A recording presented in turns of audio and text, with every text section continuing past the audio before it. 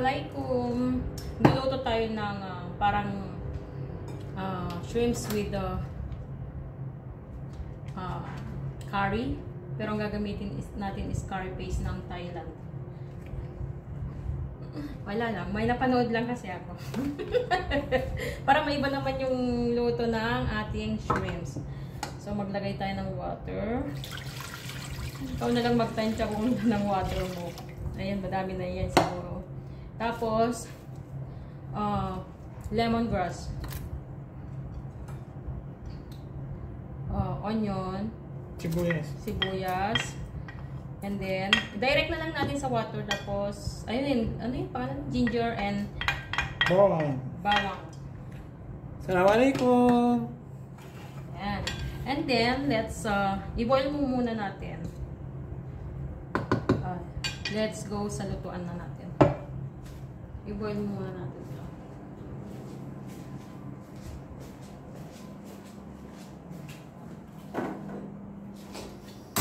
Feeling ko kulang yung water, pero mamaya pwede tayong magtagdag.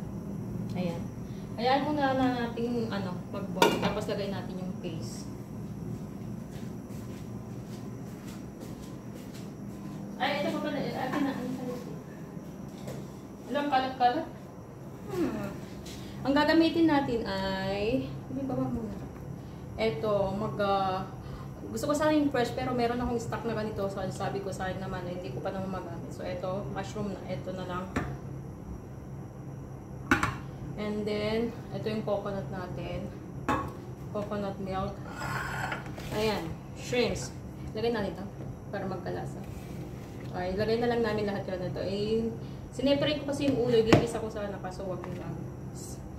Tsaka yung na yan, katawan. Naipakita ko na ba ito? So, ayan lang. Tapos, templahan na natin siya kasama nitong Thai curry paste. Tapos, lagyan din natin ng chili. Kahit konting chili lang. And then, maybe, lagyan natin ng ayan, may sinigang na kung hindi pwede to, is depende sa taste kasi pag taste kung tsaka eto. I-try lang natin.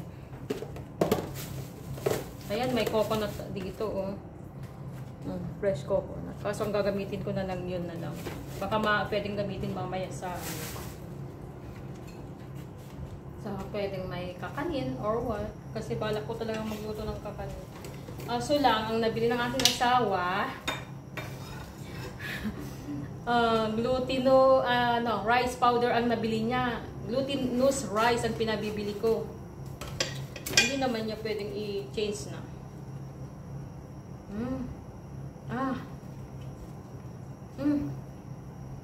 Kabango.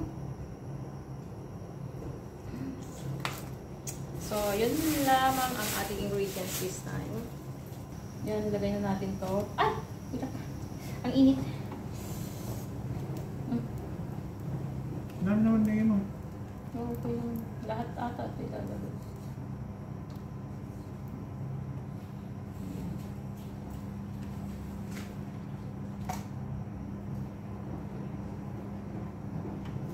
Lagay na rin natin yung coconut. Hindi. Shrimps muna pala.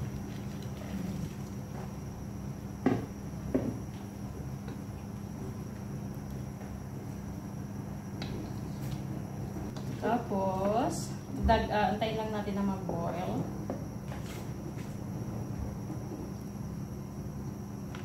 Lagyan na lang tubig or what something para matanggal.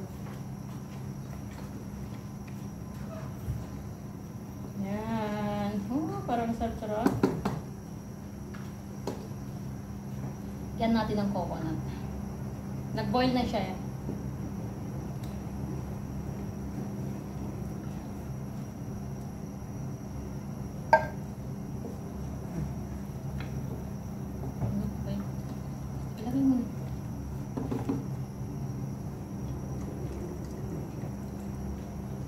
Yung coconut milk lang ang ginamit ko, hindi yung coconut cream. Yung coconut cream sana mas masarap pa kaso lang. Yan lang ang meron ako. Pero siguro, check na lang natin kung ano ang magiging lasa.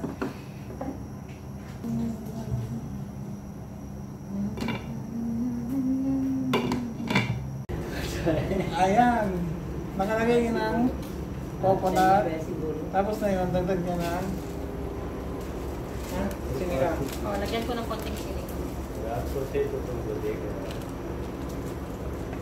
Lagyan ko na ba ng paminta kanina? Dito. Lagyan na natin ng paminta. Nilagyan na namin ng mushroom. Ayan. Nilagay na namin yung mushroom. Ngayon, paminta. Chili. Green chili. Ilagyan ko din kanina ng patis na nakalimutan ko kasi mag-video. Nakalimutan ko pines yung video. Lagyan mo ba ng paminta? Lagay mo.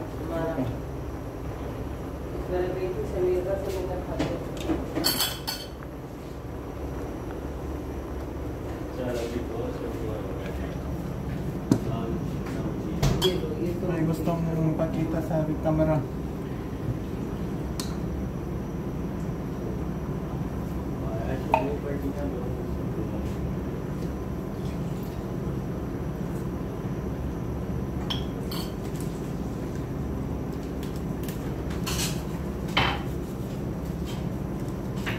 Bukas ang lagay mo. Dapat yung sinigang na yung sinigang sa sampalok. Sinigang sa sampalok pero yung original.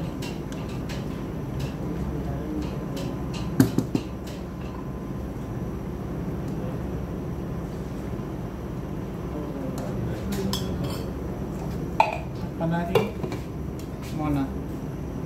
Kulang yung Yan, luto na. ang ating sabi is tom Tamyang. hindi tom yum basta Thai recipe. Finish already.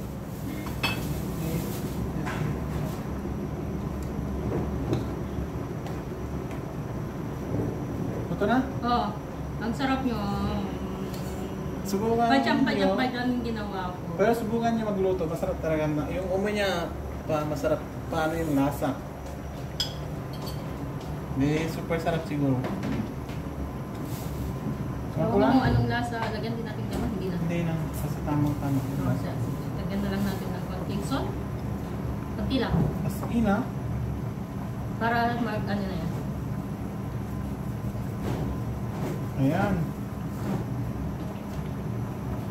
Isang mix lang.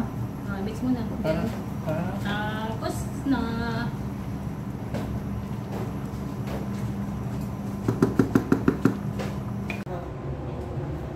That's my menu for today. Tom yum daw. Tom yum or I don't know. Basta Thai recipe siya.